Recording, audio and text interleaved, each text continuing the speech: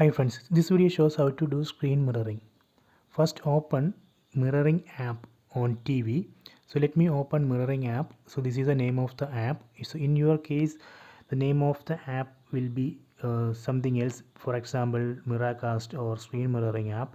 You need to search for screen mirroring app on TV, then open it. So let me open this app. Then keep this screen open. Please don't close it. Then take mobile phone, then open settings app. This is the icon of settings app. Tap on this. Then select other wireless connections.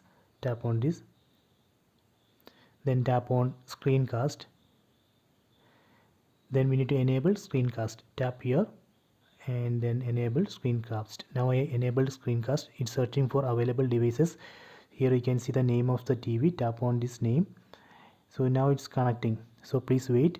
So after this connection, if you want to watch video on full screen on TV, you can enable screen rotation on mobile phone, then just rotate the phone.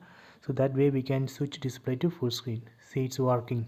So this way we can do screen mirroring. So I hope you enjoy this video. Please subscribe my channel. Please like and share the video.